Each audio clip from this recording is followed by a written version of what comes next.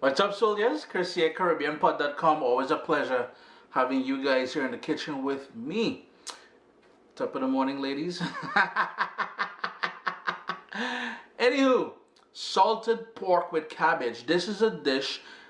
Now, I never had the opportunity to meet my great-grandmother, but my dad, who lived with my great-grandmother, this is a dish she would prepare for him and my great-grandfather. They lived together in a cocoa and coffee estate. There was no refrigerator, so it was always salted meats, and salted pork was one of the favorite things to use.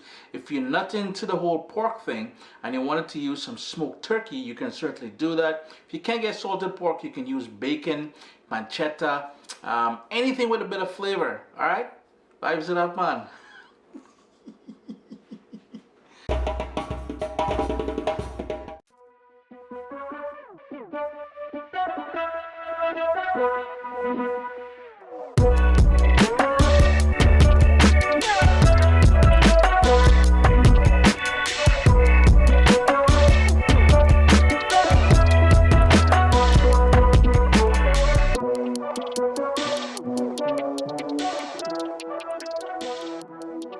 Salted pork, I had it soaking in water overnight. I drained the water out. This is in cool water. I drained the water out about 3 times already, just to take off some of the salt.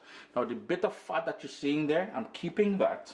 And what we want to do is to cut up this pork into small pieces. So first I'm gonna cut it into strips like that. Then this strip, I'm gonna cut it even further, like so, almost like French fries. And then we're going to cut it even smaller into small pieces, maybe about, not even a full centimeter, maybe about 3/4 of a centimeter.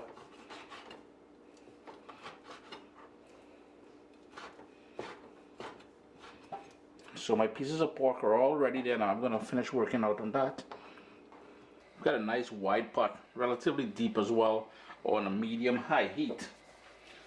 I'm going to go in with some olive oil, a couple tablespoons of that olive oil, and right away we're going to go in with the salted pork.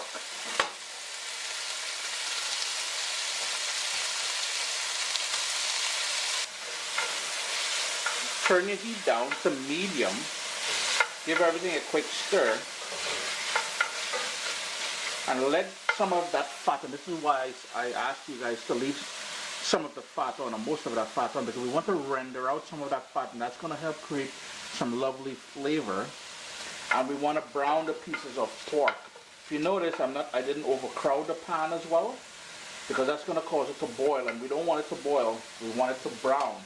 If you're wondering why I had it soaking in water, and I told you I think I had it in there for about 3 times, and I keep rinsing it, is to remove some of the salt that the pork was cured in. Later on, you'll notice I am not using any salt whatsoever in the recipe, because there will still be some remaining salt in the pieces of pork. But for now, we're just rendering down that fat and developing some color on the pieces of pork. We got some color starting to develop. It's been about 4 minutes. So here's where we're going to start adding a bit more flavor. So we're going to have all that pork flavor in there, that salty pork flavor. We're going to that, we're going to add some diced onion. I've got here 2 cloves of garlic that I just smashed with the back of my knife. I got some thyme and the bottom parts of a scotch bonnet pepper. So maybe 1/4 of a scotch bonnet pepper, no seeds, and the bottom part tends to be less spicy or less hot. And that is more or less just for flavor, not really heat, but you will get a little kick of heat as well. Give it a stir to move everything around, because we want to soften up that garlic, soften up that onion, allow that time to add that flavor to the dish.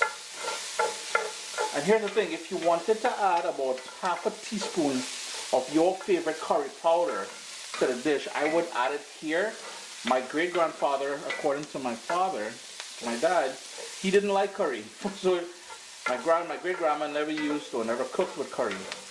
But like I said, if you wanted to add some in here, it will work. It will work nicely, actually. What you do need, though, a nice little dose of black pepper in there. Give it a quick little stir. I don't want the garlic nor the onion to burn.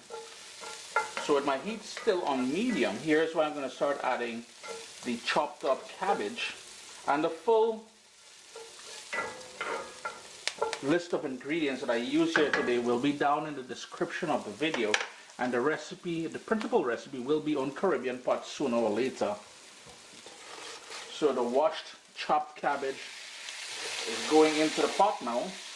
And it will seem like a lot. You need to break it up a little bit. Nobody is trying to get some big old piece of... What's wrong with Chris? Cowboy Chris. What Chris doing with cowboy hat? Anyhow, it's all going to wilt down, so don't fret too much.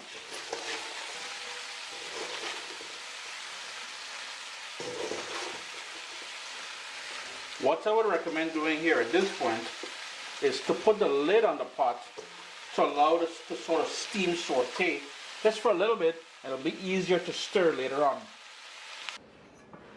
It's been going now for about 4.5 minutes.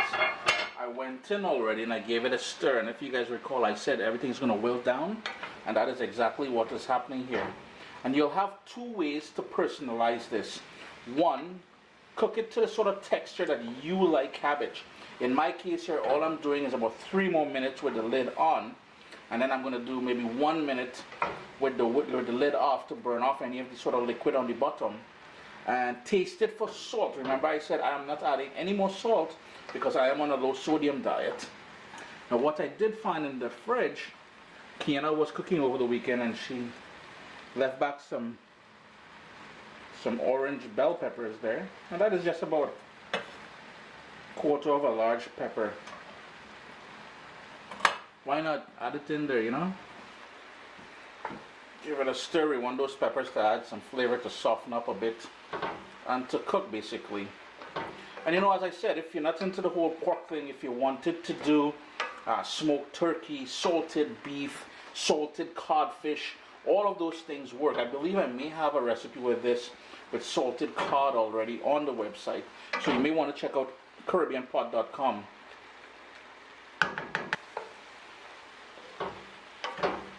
So all I'm doing now is burning off the residual sort of liquid on the bottom of the pot there. Another minute and it's all done. Chris here, CaribbeanPot.com. Always a pleasure having you guys here in the kitchen with me. Something my great-grandma would do for my great-grandfather. Passed on via my dad verbally. But nonetheless, an awesome recipe to give a try. Always a pleasure having you all here in the kitchen with me. Remember, you can follow along while I'm cooking, for the most part, on Instagram at CaribbeanPot. Vibes it up, man. What's up, soldiers? Don't forget to click subscribe. If you've already clicked subscribe, hit that bell notification thing. I want to all you missing out on the new videos, man. Come on, click.